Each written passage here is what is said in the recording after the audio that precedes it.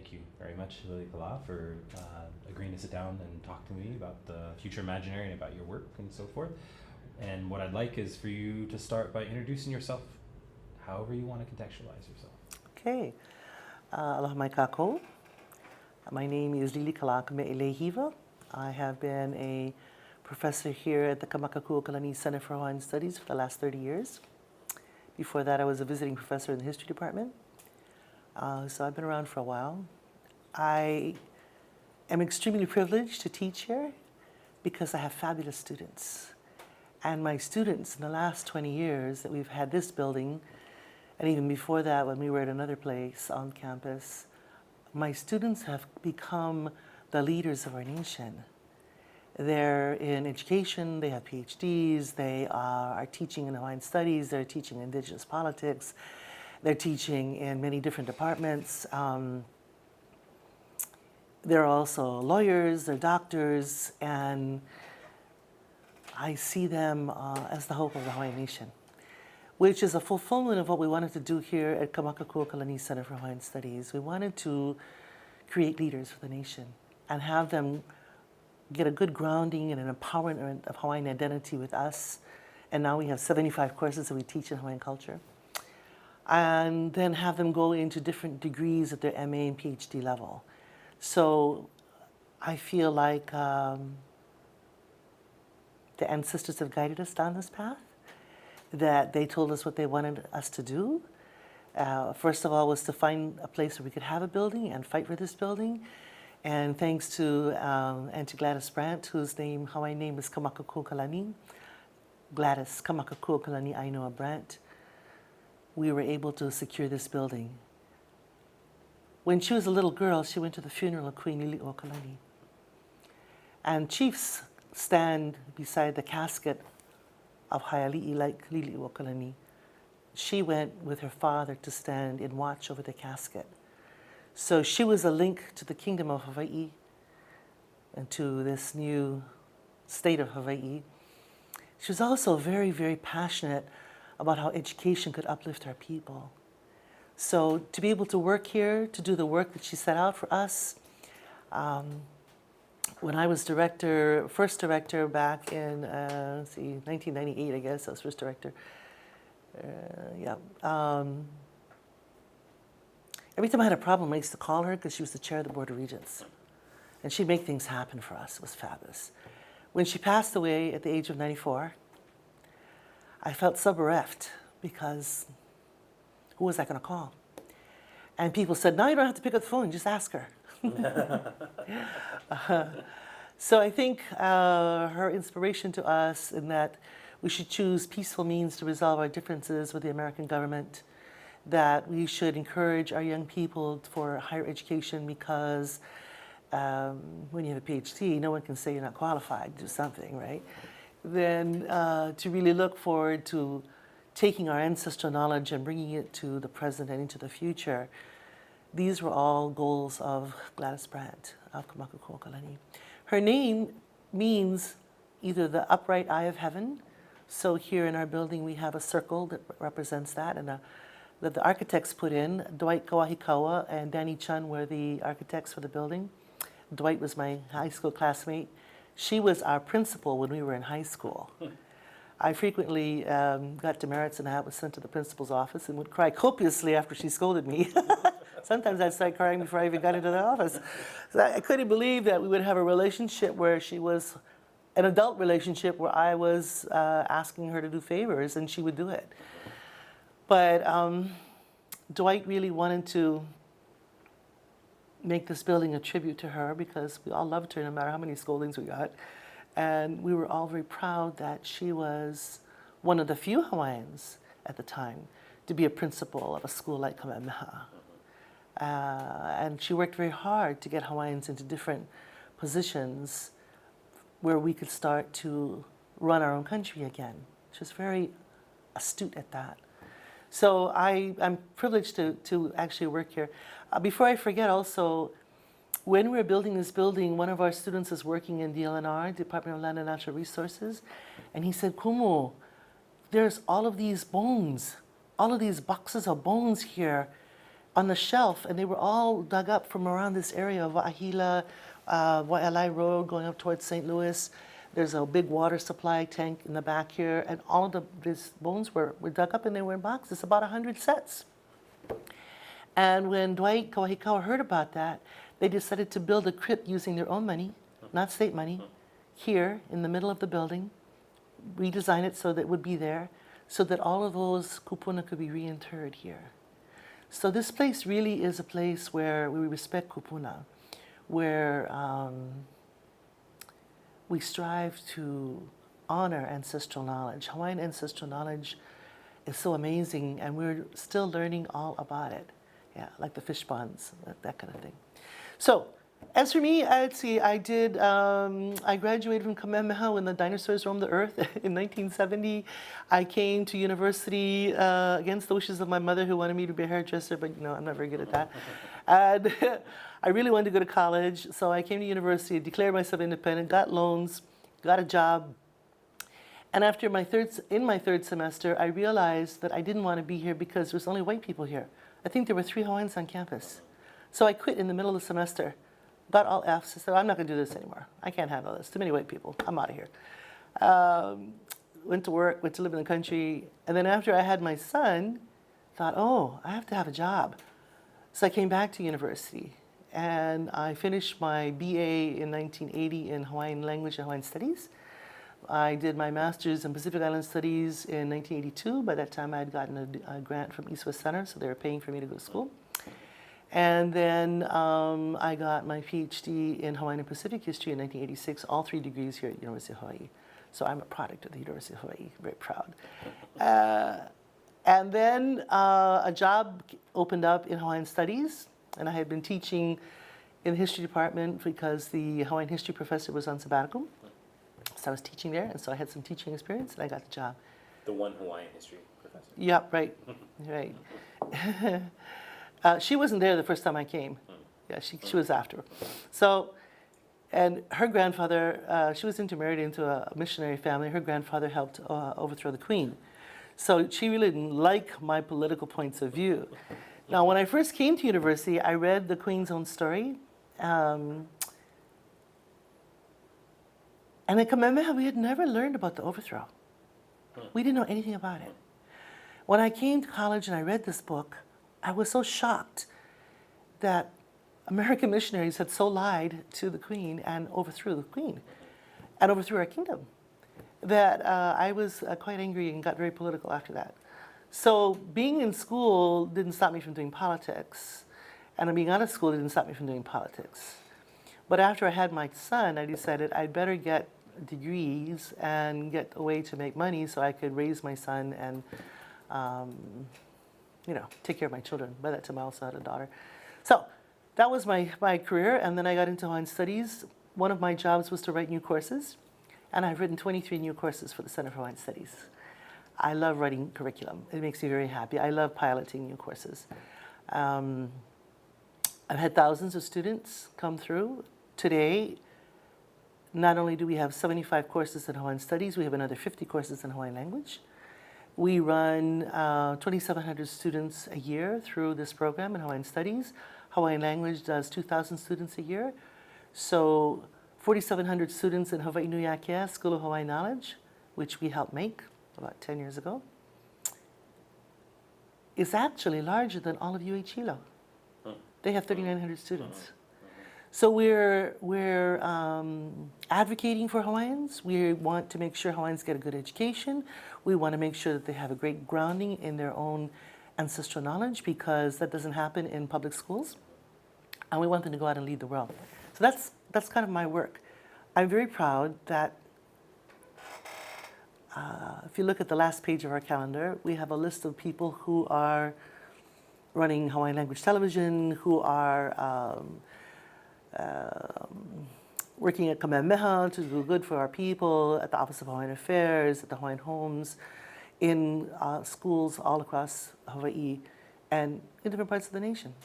So I'm happy with the fruit of our labors. That's great. And thinking about, sort of that 30-year kind of history you're talking about, What do you imagine, or what are you hoping for the next 30 years? Well, I'd like us to run our own educational system. So right now in the public school system, K through 12, about 40% of all students are Hawaiian. We're rising. So we're about 25% of the local population. 48% of us have had to move away. If the 48% moved home, we'd be closer to 50% of the local population. And, but with 40% of the school children being Hawaiian, I'd like to see within the next 10 years that we have enough people trained to be administrators that we could run our own school system. And we'd like to have the campuses where most Native children are, in the Hawaiian homestead area certainly, but across all the islands, be run by us and our Hawaiian people. Now, a year ago in February, we sat down to write a constitution, which is highly contested. Those who want independence tomorrow said it was bad to write a constitution using the money from the Office of Hawaiian Affairs. We sat for a month, we wrote a constitution. I'd like to see that constitution ratified and young people elected to run our government within the next year. And then I'd like to see them help us gain control over our schools, because once we gain control of our schools and we're teaching our children who they are, that will be very, very powerful. We have the highest dropout rate of any ethnic group in Hawaii, and that is because Hawaiians are tired of the racism they meet in the public school system, where teachers can't pronounce their names and start to call them English names. Even if they don't have one, they'll just give them a nickname, an English name, because that's easier, where they denigrate our culture and our beliefs, where, like on the issue of Mauna Kea, if a student comes to a DOE classroom and says that they support Mauna Kea and they're against the telescope, which will be 19 floors high, we'll dig up 9 acres of land out of the side of the mountain, and that's supposed to be Malama Aina, Malama Honua, taking care of the land, then they will face repercussions from the teachers. Because the teachers are generally not Hawaiian and are generally very anti-Hawaiian. So we couldn't do worse running our own school system. And I think showing what we've done at Kamakakūokalani shows we can actually do better. And look at Kame'eleihiwa, we can do better. So I would like to see that happen in the next 10 years, sure. We need the seat of government, we need to run our own educational system, we need the American military to leave. Now that Korea has capabilities of sending a ballistic missile to Hawaii, we are a first strike target because we have so much military here. They would be smart if they would withdraw all of their troops, go to California, or better yet, Nevada. You know, they really ought to go inland if they want to escape the North Koreans. The North Koreans are crazy as far as I can tell. They really want to start a war. They think they're going to win it. And one nuclear bomb on Oahu would really destroy the island. I think everybody would rather die in the first hit than survive it. So tomorrow would be a nice time for the military to leave. I bless them. I think they do some good work in the world. And we should be our own country again. So there are 500,000 Hawaiians in the world. 48% have had to move away. But I would venture to say at least 50% of us still want the country back, whether we're here at home or far away. And I think the ones who are far away are desperate to move home. So I have a plan. Within the next 3 years, I would like to see the state of Hawaii agree that Hawaiians should have a homeland that is not based on blood quantum, but is based on ancestry. So right now, the American law is you have to prove that you're 50% Hawaiian blood in order to get a homestead. And they've only set aside 200,000 acres, out of 4.2 million acres in Hawaii. There's 200,000 acres for the Hawaiians, and there's 500,000 Hawaiians. Right? So obviously, we need more land. Now, in the old days, we divided the land by ahupua'a. So those kind of mountain to sea, wedge shape, mostly follow the valleys designations. There are 1,600 of them in the archipelago. I would like land in each of the 1,600 set aside for Native Hawaiians to live there. We like land from the mountain down to where private ownership begins. I always say, if you're lucky enough to own land in Hawaii, that's not the land we want, right? We want to gain control over state control lands, which is about 1.8 million acres, which is a nice start for homelands for Hawaiians. I want us to grow our own food, and I want us to build our own houses. I think we ought to be planting bamboo. There's a kind of a bamboo that grows in Indonesia, very quick growing, termite resistant, that we can use as building materials, so that we're no longer spending thousands and thousands of dollars to bring in wood from America to build our houses and the termites eat them up. Doesn't make sense. Termites are also foreign. Okay, but we have to live with them now. They're here. So how do we build our own houses? Well, we have architects. We have people who understand everything about the construction industry. Most Hawaiians are in construction anyway. So I'd like us to plant food. I'd like us to build houses. I want us to run our own schools. And I don't want to wait for the next generation. Because already my oldest grandson, who's 16, is talking about going away to school. Likely he'll marry away. Likely he'll stay away. So I want, for my grandchildren, opportunities now. 2 of my grandchildren are half Cherokee. Then a 9-year-old, who's just turned 10, a 10-year-old now, she told me a couple of years ago, you know, Tutu, if we move to Oklahoma as Cherokee, we can get free education and housing. And I was like, oh no, I can't have my grandchildren moving away. So that's what I want. Yeah. No one should pay more than $500 a month for housing. And we deserve land to live upon. So that's my simple plan. Very simple plan. Yeah, I can it's, I you can know, see it right. government, education, housing, land. Yeah. And what do you think? Do you have thoughts, sort of like kind of extending that timeline out even further? So sort of like kind of there's your grandchildren and then sort of the grandchildren of your grandchildren. Like, do you have ideas about what Hawaii will be like, or what you would want? You it to had be like said then? 7 generations out, right? Which Yeah. is a Native American metaphor. Okay. I'd like to go 100 generations out, but Great. you know, we'll start with 7. Yes, in 7 generations, I would like to see Hawaii be an independent nation again, run by Hawaiians. It is interesting that there's some Hawaiians who believe that all the non-Hawaiians who live here should have equal rights, and Hawaiians have no equal rights or any rights at all. I'm not interested in that. I want Hawaiians running our government. I want Hawaiians running our land base. I want us to always have a homeland where we can be and be in control of. So the way to do that is to empower identity. So generation after generation after generation needs to know who are the ancestors. So in Kamakakūokalani, for the last 30 years, I've been teaching a course on Hawaiian genealogy. We cover the 100 generations of chiefs on 5 major islands. And people can know what are good chiefs and what are bad chiefs, what's a good political leader, bad political leader. But they know who they are then. They know what island they came from. I just met a student this week who said to me, she came from a family reunion, and part of my family's intermarried into her family. And she was so happy that one of the lost brothers was raised in Colorado, was reunited with the family. And they actually had a family reunion in Vegas, because there's so many Hawaiians living there, and so many of our family living there. But that everybody was so delighted that that long-lost brother had been reunited with them. And it was because of the genealogy class. When I read her paper, I said, oh, this name that you have in your ancestry, your cousins, this is so-and-so and so-and-so related to us. And so they reconnected. But also, you know, 1/3 of the homeless are Hawaiians. And we're generally living in very poor, poverty-stricken areas, even if we're not homeless. I grew up in a series of shacks myself. One of the places we lived the longest had no inside toilet. We had outhouse. We had no hot water. We had cold water.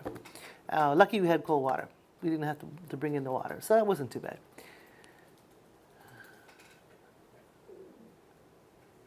And my mother always used to say to us, we needed to behave in a certain manner, especially when we were in public, because we came from chiefly ancestors. And I used to say, Mom, if we got chiefly ancestors, where's our chiefly land? Where's our chiefly money? We have no money. What are we talking about here? And after I started to study genealogy, and my grandmother, for whom I'm named, was a genealogist, I'm sure she's guided me in my whole time, I realized I couldn't find a common Hawaiian. That I looked around and all these people are related to these great chiefs. Of course, you got 100 generations of chiefs. It's easy to be related to them. There's a lot of them, you know. And when I find out family names, then I know what island they come from. When they know that their family names come from certain islands, they're empowered then to walk towards leadership. So when they come to genealogy class, which is required for all Hawaiian studies majors, I say to them, welcome. You used to be maka'ainana or commoners, now you're a kaukaʻali'i, you're lesser chiefs. It's up to you to choose whether you're going to become a li'i nui or not. Because all of you have that kuleana in your lineage. You have that responsibility in your lineage for leadership. And then I asked them, so how will you serve the nation?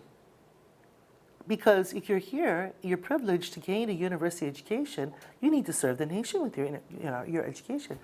And I'm so proud of what they've done. We now have 40 young Hawaiian lawyers, all under the age of 40, who are brilliant. They're the ones that are going to run the nation.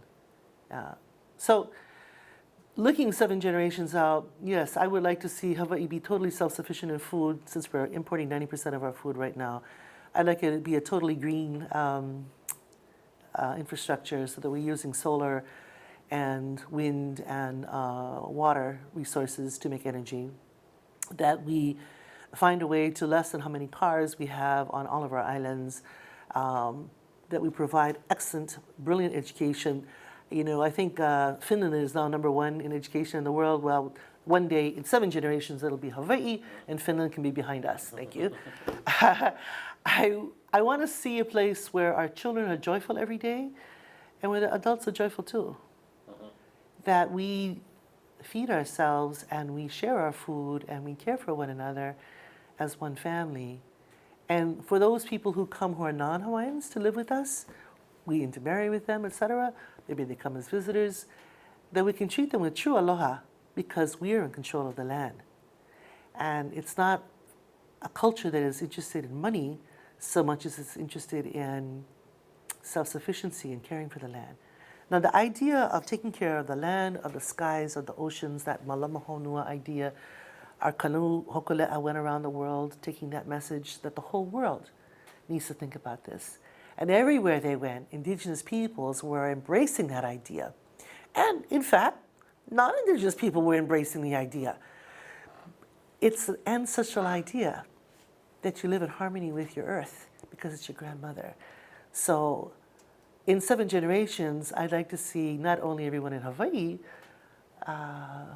supporting that idea, but everyone in the world, if we're lucky enough to live 7 generations. Because we have to turn around global warming right now. We really need to think about that. But, you know, I'm the kind of person, especially now at my great age, being kupuna, grandparent, I always say, if you have broken eggs, let's make an omelet. I mean, there are things we can't quite accomplish. Maybe we can't get rid of the American military next year, you know. Maybe they withdraw most of their forces and leave a little bit behind. I don't know what's going to happen there. I think they'd be more prudent to withdraw, though, simply to protect themselves from North Korea. It's only a matter of time. But how do we live in harmony with those that are non-Hawaiian? Even who are Hawaiian, how do we live in harmony? So this is a really big question that not only one person can resolve. It has to be done by all of us. And that's something that we can see happening over time. I was very inspired by Solomon Enos' talk and his idea of aloha and of compassion, and how we find a way to work with the people we disagree with in order to make a better place for all. So in the 7 generations, that's what I'd like to see happening for Hawaii, where Native people can be Native, where we can speak our language, where everyone else will be speaking Hawaiian as well in Hawaii, where our ancestral practices can be once again used upon the land, making lo'ikalo, making our dryland sweet potato gardens, making our fish ponds, feeding our people, and rejoicing that we live on such a beautiful earth, such a beautiful place on the earth, right? Rejoicing, singing our songs, practicing our hula, and all the other things that are celebrated about Hawaii. Yeah. So you spend, a fair amount of time sort of thinking about, and maybe in some sense, even living within that 100 generation time frame or space. And so I'm wondering if, so there's the 7 generation, but as you said, sort of then there's the 100 generations. And I'm wondering what you think about when you think about that 100 generations going forward. Also in relationship to the 100 generations going back, and what the relationship between those two are. You know, in Hawaiian culture, we believe that the spirits never die, that the energy that comes with new life exists forever.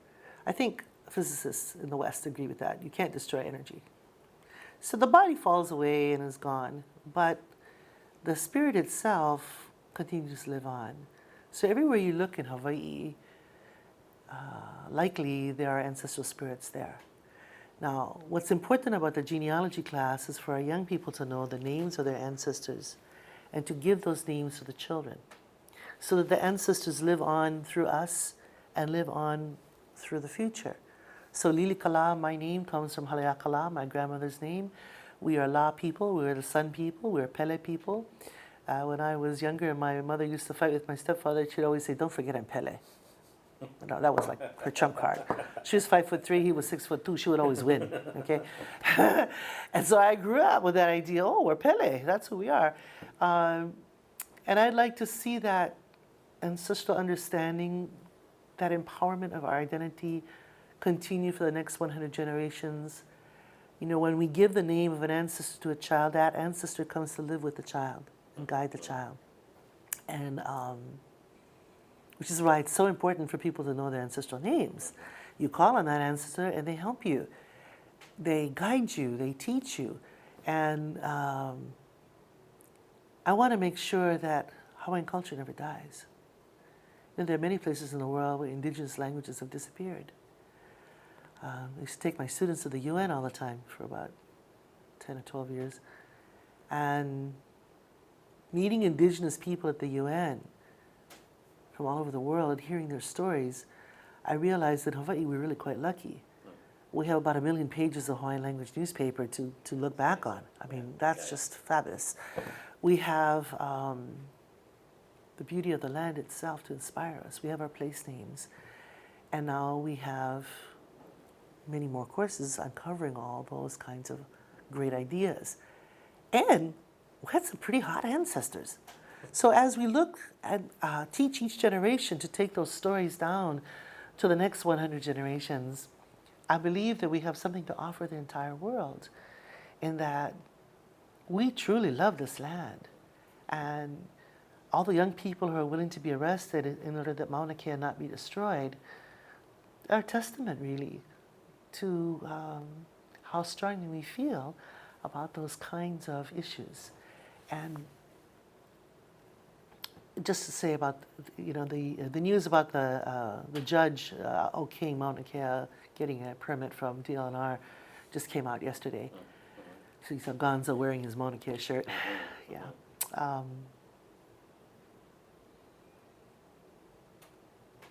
To have a chance to build that telescope anywhere else in the world. You know, in Japan, they got plenty of telescopes on Mount Fuji. They could put it up there. They could go to the Canary Islands. They could go to America. Actually, you know, in Nevada, the sky is pretty clear if you just get outside of Vegas. They could go to the Andes in South America. They choose to put it here because they're white people and the natives should obey. And the racism, that foolish racism, that's what I'd like to see happen.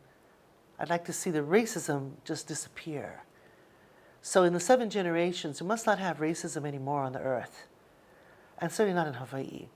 I used to get really, really angry, which is bad for my health. I used to get really angry when I've had to face racism. Now, like, this is very foolish. How do we convince people that it's a foolish idea? And I think one of the things is to point out, this is racist. Other places want to have the telescope. We do not. Take it away, right? You know, we're not against building telescopes. Although, I gotta say, what do we learn from looking at the stars? All the money that's spent at NASA, what are people gaining from it? Did they build another house for a poor person to live in? Is there more clean water on the earth? Is there more food for people? I don't think so. I think it's really a waste of money. Yeah. If I were in charge of the budget, I wouldn't put any money into it, outer space, or telescopes or anything. Because frankly, you can use your eyes. Governor Abercrombie, who was governor 2 terms ago, once caught me we were at a party together, and he said, "I cannot believe that you as a Hawaiian are against the telescope of Mauna Kea. The Hawaiians are the greatest astronomers in the world. How can you do this?" And I said, "Yeah, this is true. We are some of the greatest astronomers in the world. We don't need a telescope. We can use our eye and look at the sky, naked eye. We can do it from flat ground. Yeah, from the Earth's surface, we can see everything that's going on in the sky. We don't need a telescope." So his wife dragged him away before we got into a huge shouting match. But that's the kind of foolishness we face, and some people will call it racism, that we face with the powers that be. That they don't want to necessarily hire Hawaiians at the University of Hawaii because even though we have PhDs from many great prestigious places, wrong color. That's still going on, wrong color. And in 7 generations, that'll be gone. Yeah, despite most recent disappointments in America. And what would, so now, you've seen multiple generations of students come through and you've taught them. And some of them are grandchildren of my classmates. Which is awesome. I guess. How would you describe the current generation? I think they're totally devoted to serving the nation. I don't see very many who are selfish. There's a couple, but by and large, they want to work together to raise the nation. And we can see that with the team that was assembled for the video game. That they didn't want anyone, none of them, even though they had great ideas and great skills, none of them wanted to step on the toes of somebody else who might have a good idea. Let's find ways that we can work together and have the ideas come together. I think that's very powerful. It's a wonderful step forward, and so I was very happy to see that happen. I was also really glad that they weren't choosing violent video game patterns, that they were going to choose Allah, that they were going to choose peace. And that might not be too exciting for the rest of the world, but it's exciting for us. So they're choosing to be Hawaiians in this world that is American, and choosing to look at Hawaiian ways of doing things and Hawaiian ways of resolving conflict in peaceful manner. I'm very happy about that. Yeah. So to go back a little bit to kind of related to the navigation and thinking about that, but one of the courses that you developed was with Nainano Thompson, right? And I've read some about him and about the voyages and that whole sort of history, and so I'm very interested what that was like working with him to develop those courses, and then how they were received and taken up. Well, he came to me in '93, and he'd been looking for some professor on campus to write a course on the Hawaiian navigation. So he talked to different people, and then we sat down together, and I said, "Look, I write courses. You just tell me what you want to teach, and I'll put it together, and we'll get it through. No worries." And I really do love writing new courses. It makes me very happy. So I got a new one on temples coming out. But Nainoa is brilliant. He really is. His mother told me the story that when he was in high school at Punahou, where President Barack Obama went to school, one of the top schools in Hawaii, founded by missionaries for missionary children so they wouldn't have to go to school with Hawaiians. And now Hawaiians go there, and black people too. He just had no interest in school, and they were worried about him. So they took him to a psychiatrist to have him tested, and his IQ was off the charts. He was so brilliant that, there was not too much they could offer him at Punahou. I think he did graduate. But his whole life was looking at different things. He lives outside the box. He thinks outside the box. He always wanted to sail canoe and to see what's happening with the stars and the ocean and the earth. But more than that, he wanted to promote Malama'aina, Malamahonua, caring for the earth, caring for island earth. And it wasn't just limited to Hawaii and Hawaiians. He wanted to see the whole world. And when he first talked about going around the world on the canoe, I'm on the board of Polynesian Voyages Society. We all looked at him like, "Oh dear, that's going to be a big undertaking." But I want to say he would dream his dreams. So when I sat down with him to write the course, and he told me all this stuff about star lines and about winds and currents and weather and how to understand weather, etc. And we ran a course, where I wrote the course, it was one semester, and we ran it as an experimental course in '94, because it usually takes a year to get through the process. So he didn't want to teach it because he didn't like doing the same thing every day, but he had others come in and teach, and he would teach some of it, etc. I sat through the whole course just to make sure it was going okay. And then that was in the fall of '94. And in the spring of '95, he said, oh, we're going to sail down to Tahiti, and if you want to get on board Inter-Island, come on down. Just so happened, I was my first sabbatical. Okay, great, 1995 spring. So I flew down to Tahiti. I happened to be on the plane with Nainoa, and I got on canoe Inter-Island. Because it's such close quarters, we could only take a small cooler, and everything had to be in there. I wasn't so sure I wanted to, use the bathroom off the back of the canoe and bathe with everybody else around and all that. I wasn't so sure I was going to like it. And I don't know if I wanted to sail people I didn't agree with politically, right? Yeah. But once I got on canoe, I was totally enchanted. I never wanted to get off. It was so fabulous. For one thing, the boat rocking in the water feels like you're back in the womb. It is fabulous to be one with the ocean and the sky. And then sailing at night when all the stars are out. Wow, that's just great. And the wind is blowing. I mean, it was fabulous. And I was hooked. And so '95, I became a member of the board, the Polynesian Voyage Society board. And also that summer, I got to be the protocol officer on our second canoe, Hawai'i, in Alaska. So the Alaska natives gave us Sitka spruce logs, to make another canoe, because hokulea is made out of fiberglass. And we couldn't find any old koa trees in Hawaii anymore. There were no trees big enough to make canoe. So they gave us this wood, and once the canoe was built, we got it up there. We actually shipped it on a Matson container up to Vancouver, and then we started to sail through the Inside Passage. And I got to be on board for a whole month. It was great. I forgot I had children. It was fabulous. That must have been amazing. Yeah, and so Nainoa and I got to kind of really know each other at that time. But actually what happened also before that, back up a little bit. In Tahiti, when we were sailing from Raiatea to Tahiti, which is about a day's sail, right outside of Tahiti, we had hooked up to the tow.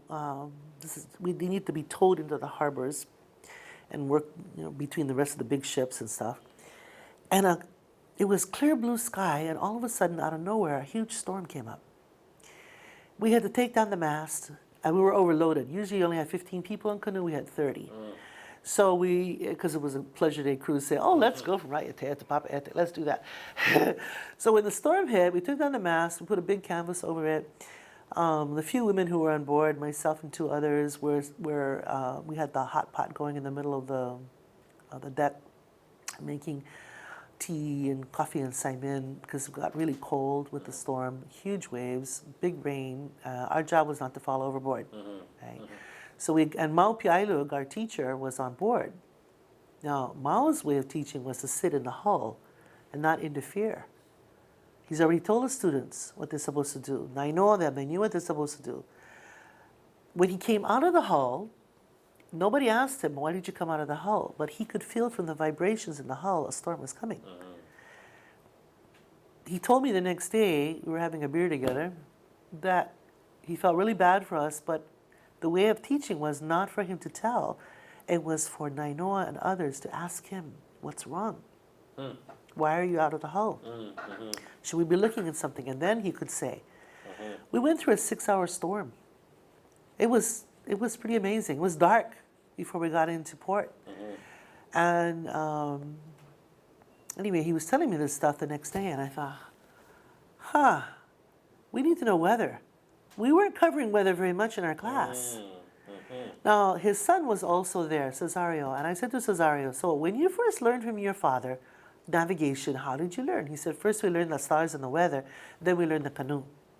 So we made a 2-semester course, right? Stars and weather first semester, canoe dynamics second semester. You know, it's the way you load the canoe. How much weight is it at the tail end? How you don't want to put it at the front end? How you trim the sails? What's the velocity of the wind? Where are you headed? All those things that you learn from steering to trimming the sails to knowing what stars you're following. All of that you have to do on canoe. Yeah. So. And then I realized when we were sailing in Alaska that there were so many more things that we could be teaching about. So anyway, we made the first 2-semester course on traditional navigation. I sent the course out to all islands who had canoes who were interested in teaching it. We never hide information here. We share it. So if I write a course, I give it away. And our 100 level course, 107, Hawaii Center of the Pacific, is now taught to about 900 students a semester here at Mānoa by us. We have 11 faculty teaching 2,700 students a year. Yeah. So 11 faculty. Yeah, 11 permanent faculty. Okay. We're hoping to, we've got 4 new positions we're hoping to hire into. We'll see. But now it's on 7 of the 10 campuses. Around 6,000 students a year go through the 107 class. It's our decolonization class. So we teach about Hawaiian origins and migrations, about native language, about native religion, about environment and how we love it, about how art is a reflection of environment, what's the colonial history that's happened across the Pacific, what are the modern issues for Hawaii, Polynesia, Melanesia, Micronesia in 15 weeks. People love the class. And even if they disagree and don't want Hawaiians to be independent, they understand now why Hawaiians want to be independent. They understand why in Tahiti they're going through the UN process to become independent, right? French Polynesia. France has to agree. Why did France agree? They want New Caledonia because it's got nickel. They don't care about Tahiti. It's really a waste of money for them. Well, it might be somewhere in the Hawaii might become too expensive for America. Right. You know, it could be the same thing. Okay, so how do we? But independence, political independence, and all the politics stuff is one thing. How do we make sure we feed our people? In Tahiti, you know, you can say what you like about the French, but in Tahiti, the Tahitians still own the land from mountain to sea. They're still eating from the land. When my daughter was in high school, she was going out with a Tahitian boy. I said, baby, if he asks you to marry him, do it now. I said, yes, they got land. They have all this land. Look at the land they have. You know, they have land. We have no land. Lucky if 1% of Hawaiians own beachfront today. Right. But here the Tahitians are eating from the land, owning their own land. It's not that many of them. I think there's something like 400,000 of all French Polynesia. But they're still land-based, whereas we're kind of really urbanized, you know. So we can learn from that. We can see what they do. And they really do plant a lot of food. We could do that. We have sunshine. We have rain. I mean, and we have great soil. What we don't have is the time to plant because we're so busy trying to pay rent. Pay rent, yeah. Yeah. You know, houses now are going for about $1 million here on Oahu. That's crazy. Shacks. Crazy, yeah. Yeah. Yeah. Jump a little bit. Can you tell us about the artwork behind you? Sure. So the green sharks behind it, these are sharks, right? The green shark is a depiction of Ka'ahupahau, the queen of the sharks. She used to live at Pearl Harbor until the military blew up her cave, putting in a big wharf in West Loch. Her law was that no shark on Oahu should attack a human. So that was kind of nice. All kind of stories about that. And the shark that we see on the other side, the red shark, this is Kuhaimoana, the king of the sharks. And he lived at Kaula, which is an island just south of Niihau, where the military does bombing today. They do live fire bombing practice on Kaula. So he has a huge cave there that he lives in. He was said to be a very, very large shark, some say 30 or 40 feet long, so old and so large that coral grew on his back. And when his descendants were in distress, they would call out to Kuhaimoana. There's actually a story about this, about a woman who was pregnant and she was out on the reef and the tide rose and she couldn't swim back to shore. She called to him and the reef rose up beneath her because that was him and he carried her to shore. Yeah. So sharks are our ancestors. Sharks are creatures we adore. I mean, there are good sharks and there are bad sharks, and some will attack humans. We like the ones who protect us, of course, who are family members.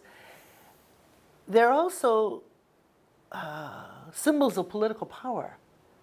So this room is where we make a lot of political decisions, where we have a lot of political meetings, and they're there to inspire us. Yeah. Every part of the building is named for some Hawaiian akua. When we go to the auditorium, Halau Haumea is named for the female Earth Mother, and all the female akua are there. The garden is always male. Earth is female, but the food that grows in the garden is male. So that's the male section for Kane. Our library is named for Lono and Laka, who are male and female akua of learning.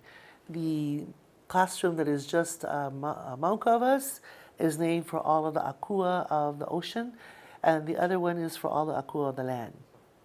The little room that we saw coming in when we first walked in the doorway is for kuanhina, who are akua of deep sea fishing and inshore fishing, and of medicine.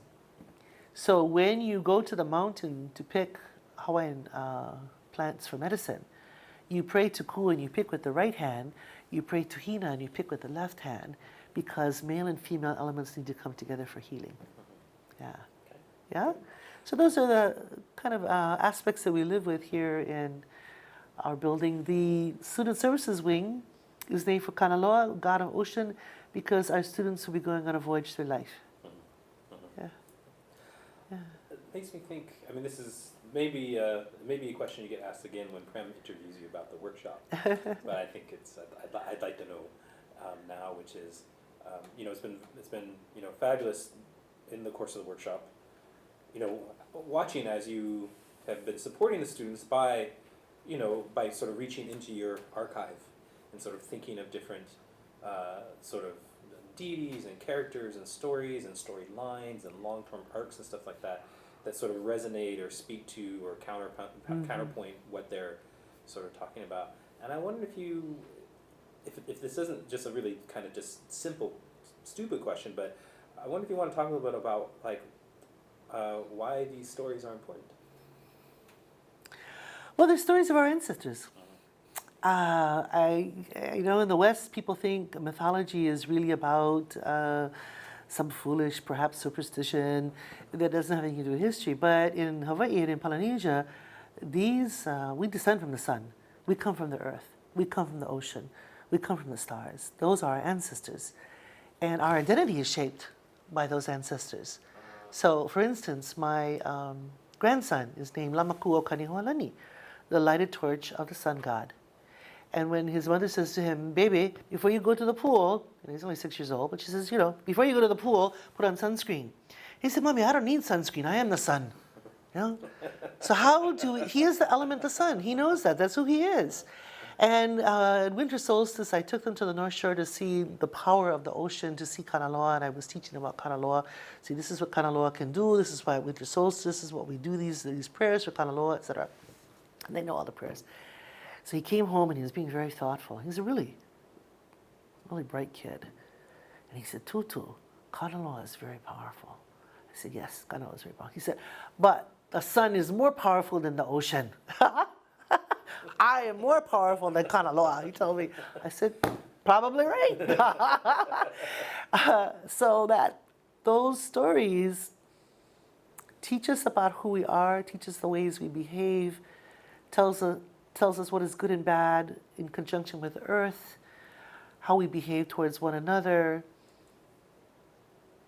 And when I was growing up, besides my mother talking about Pele, we never heard any of those things. So now, we're having generations of students coming through. And the reason I wanted to get involved with the video game project is because I know video games are very popular, even though I don't play them myself. And I thought it would be a good way to increase knowledge about Hawaiian culture. We're not doing enough at the university to make what we teach in our courses widely known. It's really too small. 2,700 a year, there's 500,000 Hawaiians. Of the 2,700, maybe 25% are Hawaiian. Mostly non-natives are taking our classes because they're here at the university. We're only 15% of the students. We're only 3% of the faculty. So how do we how do we find a bigger avenue to get our ideas and our words out there and our ancestral stories out there? Yeah, so that's kind of what I'm interested in. And that for the next 20 years of my career, that's what I want to do. I just want to do ancestral stuff. Mm-hmm. Yeah, so I've given away budget, I've given away politics. I'm not really doing those things anymore. I just want to do that, focus on that, and have a lot of work to do. Mm-hmm. Speaking of which, what is the big project you're doing for this sabbatical? 'Cause you I'm just writing a book started on Hawaiian mythology, Mm-hmm. a new book. The last one was written by a white woman in 1940, Mm-hmm. before the Hawaiian language newspapers were available to such an extent. She actually was very good at her footnotes, and she had a good translator. But she didn't understand all of those stories from our point of view. And so it's time for a new book. Also, in my own research, my travels to different parts of Polynesia, I have discovered that really our religion and the akua, that the divine elements that we worship, come out of Ra'iatea in close to Tahiti. Mm-hmm. The main temple there, Taputapuatea, the land is called Te Po, the night. The only place in Polynesia called Te Po. In Hawaiian we say about ancestral knowledge, Mai Te Po Mai, from the night, from the beginning of the world, the Po. But actually it's from there, Te Po, right there. It's from Mai Te Po Mai, it comes from that land. And the main temple there, that is the source of our religion, on the island of Ra'iatea, which used to be called Hawaii, is a temple that has one wall 0 degrees north, and it's used to track the sun from equinox to solstices and back. So we in Hawaii, we're kind of like, there's an Indonesian saying about the frog underneath the coconut shell. They think that's the coconut shell is the whole world.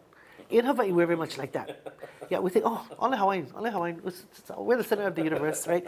But the akua, especially the male akua, come from Ra'iatea. And it's Haumea, Earth Mother, that is here in Hawaii.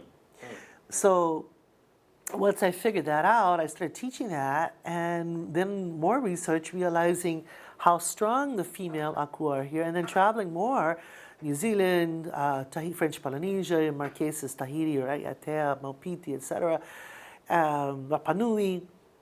There are no female temples anywhere except in Hawaii. So the first female temple was built here on this island, Oahu, up in the cliffs of Nu'uanu, and it became very important we'll have a male temple and a female temple right next to it throughout Hawaii, nowhere else. So that's when I began to realize that the development of the female akua and the worship of Earth Mother really was led here in Hawaii.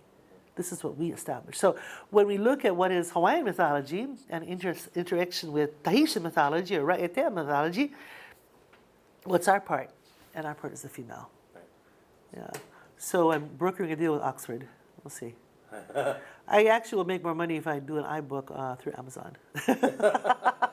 And since I am a senior professor, I don't really need a press like Oxford. Cool. Mm-hmm. But on the other hand, Oxford has good distribution, so. Yeah, it's going to get to places that wouldn't Right. otherwise. Yeah. Right. So we'll see. Yeah, I mean, whether it's part of the equation you want to add in at this point, but it's also true that because it's Oxford Press, there will be places that will take it that may not take it otherwise. Right. Well, For good or ill. But if there are 500,000 Hawaiians, it's 500,000 books sold. Kind of thing. So, I know.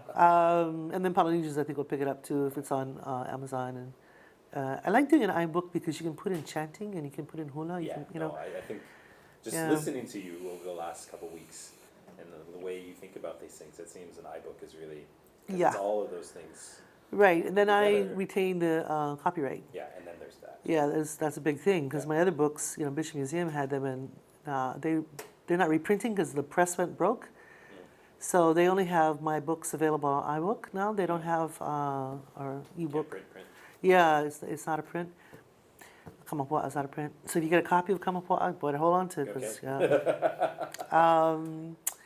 yeah. How do you get the word out? How do you get those things out? So anyway, I'm doing a book on Hawaiian mythology. I'm still debating the title of it, but I think I'm going to call it Hawaiian gods and Tahitian ancestors, except Pua Kanahele says not to use the word God, so I'm going to call it Hawaiian Akua and Tahitian Aumakua, we'll see.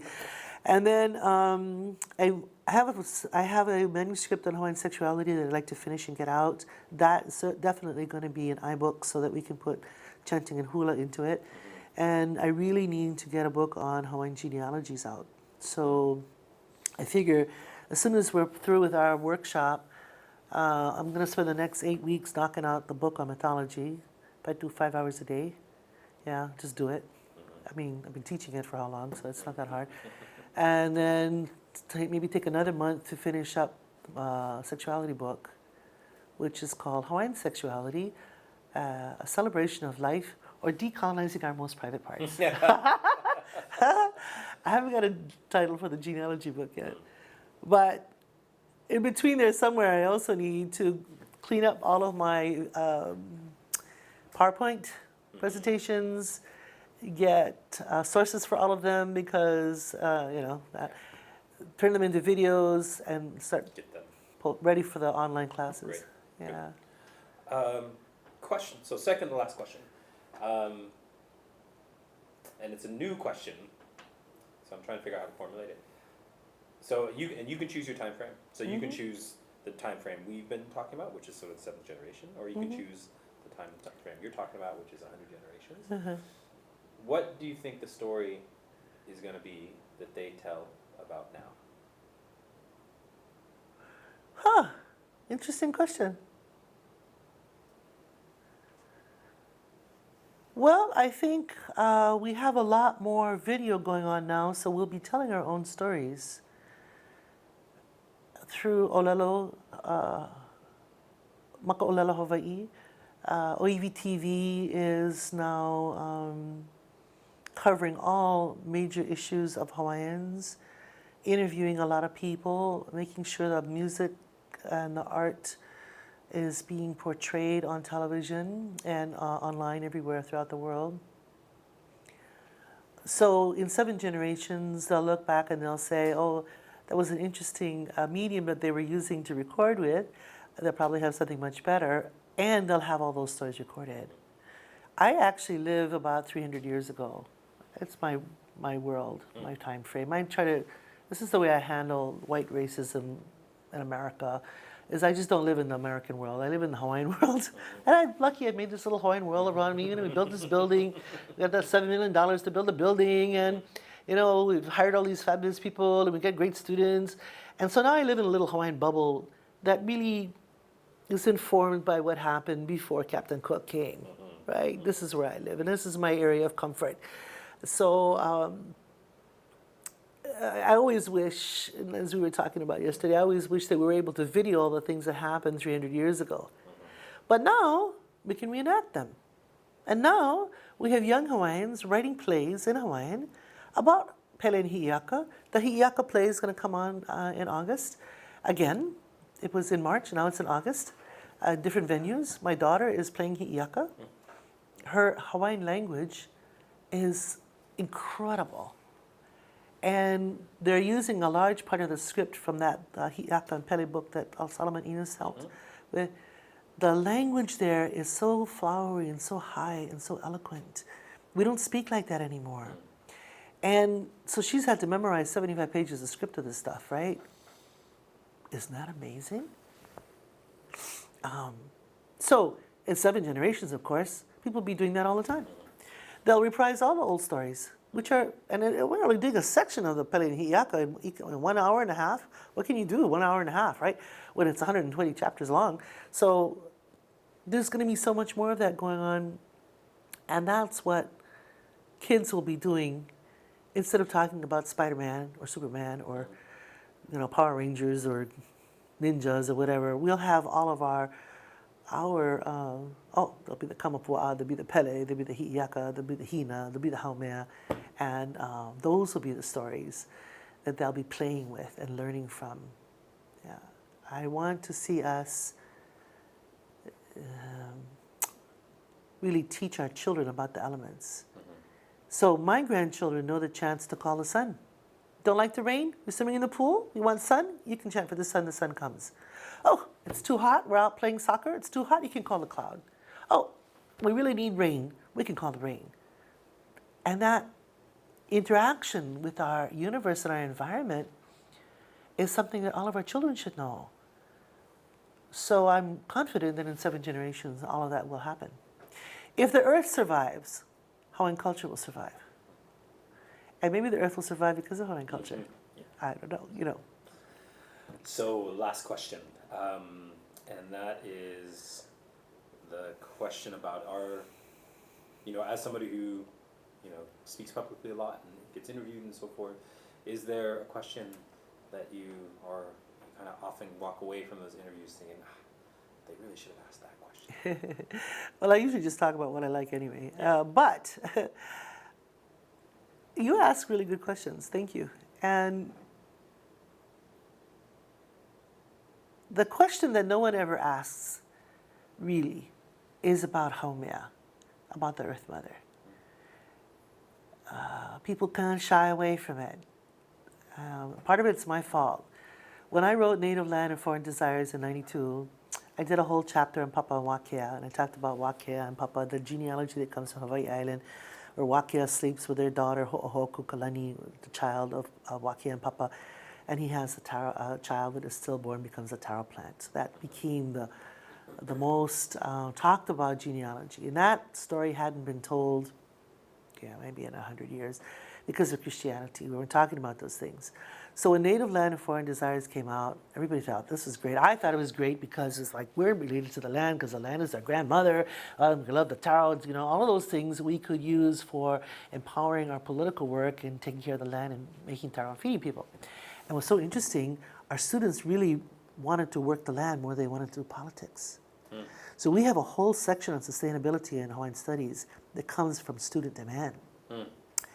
La'aulapa'au, medicinal plants, one of the most popular classes in Hawaiian studies because people want to know how to heal themselves. So looking at that story that I put out there was really good for the time. So then I started really studying a lot more genealogies and realized that, whoops, Haumea, she's fabulous. And a story from 1906 newspapers came out. Well, the Hawaiian text became available, and I read that and it was like, wow, here is an ancient story that wasn't published on the front page of the newspapers in the 1800s. I hadn't seen it before. Came out in 1906. It's not a new story, it's an old story. You can tell by the way it's written and the chants that are used. It's really in conjunction with Kumulipo. And no one asks about that because we live in an American world that is so male-dominated that no one thinks of the powerful female. So, looking at Haumea as Earth Mother, how she is the mother of Pele, volcano goddess, the mother of Hina, the moon, the mother of all these fabulous female akua elements. And the first Haleo Papa, or female temple, is built for her. And in that temple is taught female knowledge. What is that? It's the knowledge of navigation. It's the knowledge of stars. It's the knowledge of water. It's the knowledge of management of water, of childbirth, and the idea that when every woman is born, she already has all the eggs that she will ever have in her life inside of her. That's the Haumea. That's the DNA knowledge from the ancestors. And that female knowledge that comes down through time, of course, is shared with men, and it's transmitted through women. And that's really the discussion that doesn't happen much, and I hope to really look at in my new book. When I first proposed it, the guys from Oxford didn't like it, because they thought it was too individualistic. It wasn't like what everybody else says about the male akua. So I rewrote it, and I talked about male akua, and how these come out of Ra'ietea, and how she sleeps with all of those male elements, and she brings them together into one religion that is sympathetic and kind to one another, whereas down south they're still fighting between those elements. Up here we're united because of her. Oh, they like that one. Yeah, and I'm just thinking, okay. But we have some really brilliant female academics. Pualani Kanahele is brilliant. I think she's turning 80 this year. She's so smart. I always think she's the smartest person on the planet, frankly. She really is tremendous. She's the one who said, don't translate the word akua as God. Talk about an element. she got a think tank together. One of them was my student, Kamakakūokalani, who's doing a PhD in Waikato right now. Brilliant. Just off the chart. She's like Mānoa. She's just incredibly brilliant. And every day she posts on Facebook, and I learn something new from her every day. She knows all the clouds. She can tell you exactly what's going to happen in the weather by just looking at the clouds. She knows all the important stars that come out of the kumulipo and what months they came up in and what they look like. So she knows the Hawaiian equivalent of the English things. She knows the Haumea really well. And I think she just turned 50. So, she's teaching a whole cadre of women, and that's going to be teaching the next generation of women, etc. So, of course, when I was homeschooling my granddaughters, the first thing we did after Kumulipo was the Haumea. So she knows who she is as Haumea. And she will be a powerful woman forever. And she will teach all of the stuff that she learned from her grandmother forever. Yeah. So, fun. Yeah. Isn't it fun? Yeah, it's super fun. Yeah. I'm gonna ask one more question though. I said it was the last question, and that is, so how do you, and it's partially this conversation and the conversation we've been having the last couple of weeks, but also very much the workshop too. It's like,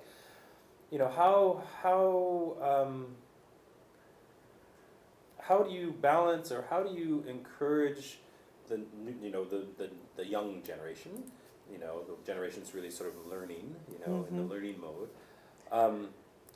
to find a balance between, the respect and knowledge of the traditional stories, the old stories, and providing space for them to tell their own stories that draw on that and then will become part of the culture as well.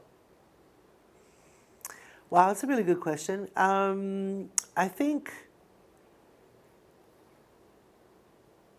we have students who are already thinking about how they want to serve, and they've got great ideas. You can't stop a great idea, nor should you want to.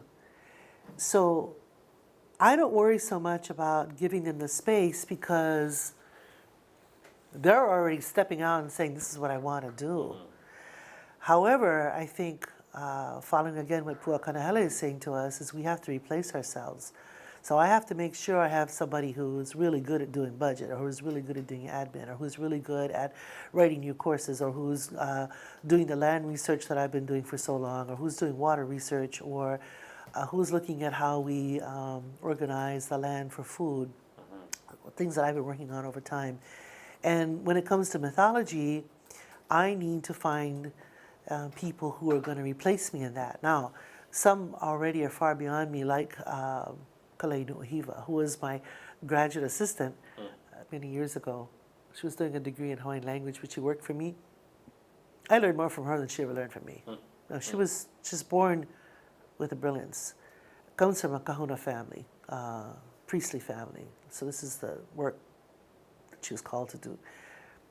When I look at my students, they're not lesser than me. They are who they are. They are a combination of all their ancestors. They're going to be guided to do good things. So my job is to make sure that ancestral stories are out there forever, that there will be people teaching it, and I've trained about 5 to 7 people doing MAs and PhDs in how to teach the course. So if I drop dead tomorrow, someone else can do it. In fact, this semester somebody else is teaching because I'm a sabbatical. And once I get the book out, that's going to be a good template for people to use. But they are going to use it in their own way. They do have their own ideas. They are making their own ceremonies. They are making their own chants. They are seeking knowledge that is going to be beyond what they learned from me. And what I'm very happy about is that my children, my son and my daughter, are much smarter than I am. They're going to take us in new paths that I've never even thought of. So I don't even worry about that, because, they're there. In fact, if I had more money, I would have had 10. I should have had 10. But 2. I got 2 really great ones. That's good. And my grandchildren are fascinating to me in the things that they want to do. They know that we should serve the nation. and they're raised in that manner. My granddaughter, when she went to a public school, she went to a Kaiapuni immersion school in kindergarten when she was 5. There were 300 children in the school, almost 99% Hawaiian. She was the only child who would not stand up and pledge allegiance to the American flag. And I couldn't understand what's wrong with all the other parents there. So I know we'll win and we'll get our country back because I have grandchildren. I know that, okay? It's a matter of time. We like to do it peacefully. We don't want to hurt anybody, but we like to say aloha. You know how much military is here in Hawaii? On this island of Oahu, 25% of the land base is taken up by the military. They won't disclose to us how many nuclear weapons are here, but we know that they're here. And nuclear submarines are all homeported here. They could be homeported in San Diego. They're homeported here. They used to flush, and maybe still do, all of the water around the nuclear reactor into Pearl Harbor. Yeah? So one of the greatest toxic waste sites in America is Pearl Harbor. And that's not malamaina. And we don't get exactly to control that. But we'd like to find a peaceful way to resolve that. And having our young people clear about their identity, they'll always know the old stories from now on. It's just like we'll always know about the overthrow from now on. You know, in '93 when we ran the march, we thought 500 people would come up. In the march, we had 18,000 marching into Iolani Palace. It was so powerful. I was a chanter, so that was kind of fun. I gave a great speech about how I'd send the American military home. Everybody cheered for me. I felt like I was a rock star. I felt like Mick Jagger. It was fabulous. You know, 18,000 people cheering, send the military home. Now, that didn't change anything. So obviously, that's not the exact path to take. But we'll never forget it. Well, I was going to say, it may not have like changed that thing, but now there's 18,000 people that probably remember that speech. Yeah. And remember that sentiment. Right. And it wasn't there in their heads before. And we had video people making a movie out of it. Yeah. So it's part of our film Act of War, right? You know, so okay. Yeah. So now with ancestral knowledge things, in fact, we haven't covered everything.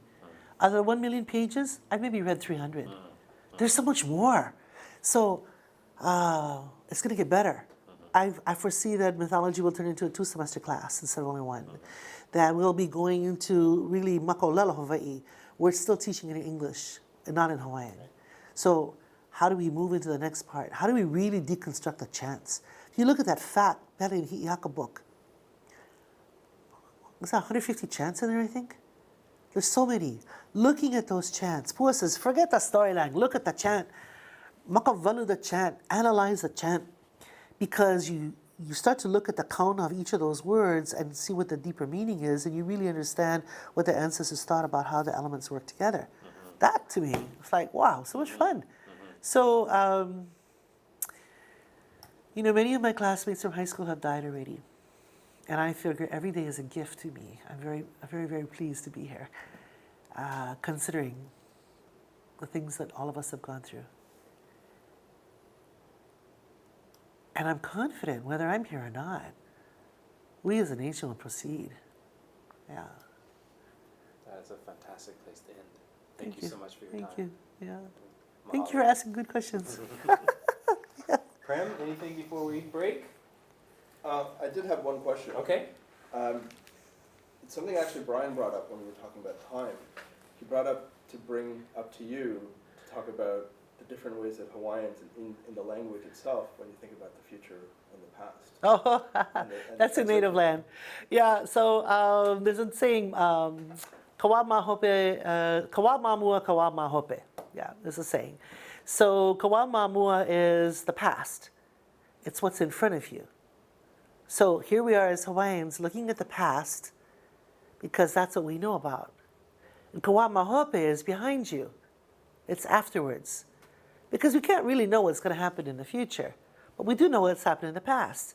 And we can learn from it. So that idea of us, in America, everybody forgets the past. They just want to know what's going to happen in the future. And they predict what's happening in the future and all that. And we also had people who did predictions. But we are natural historians. My students love going to the archives. They want to find out all the things, the stories about their families and who married who and could you find that document. They love it. They thrive on it. And that's kawama mua. That's what's happened in the past. Those are the stories that inspire us today. And generally, they're stories about peace. So, you know, some of the young ones who were in the video team who were talking about chiefs, killing other chiefs and the warfare. I'm thinking, I wonder if that's inspired by video games, because actually, one, there wasn't that much warfare compared to like the Civil War in America. And two, not that many people died in hand-to-hand combat before there were Western weapons. And three, once Western weapons came in, well, we basically stopped warfare. Our real problem was depopulation from foreign diseases. So in Cook's time, 1778, 1 million Hawaiians, 1893, only 40,000 Hawaiians. But we're back. We're 500,000 now. I mean, when I first started teaching back in the 1980s, like we were like 200,000 Hawaiians. Now we're 500,000. They're predicting 1 million Hawaiians in 2030. So that's very cheerful. Anyway, so we learn those things from Kawamamua, and then Kawamahope is happening afterwards.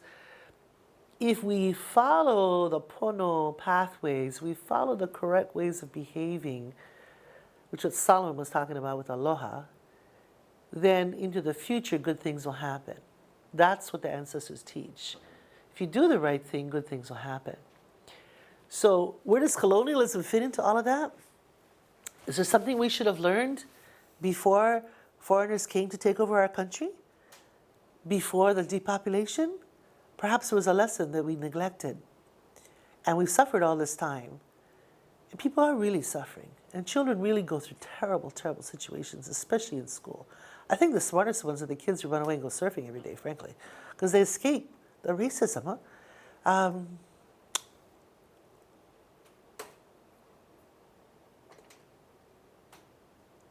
But I think we've turned a corner. And I think now we have more hope than we ever had before. We still got some big problems. And we have people who want to solve them. Our people, who feel we can solve them. So that empowerment and that hope that comes, I think, through higher education, really, through Kamakakūokalani. It's not the only place it's happening, but we've been a leader in that for 30 years. And we've inspired a lot of young Hawaiians. Yeah, so it's kind of cool.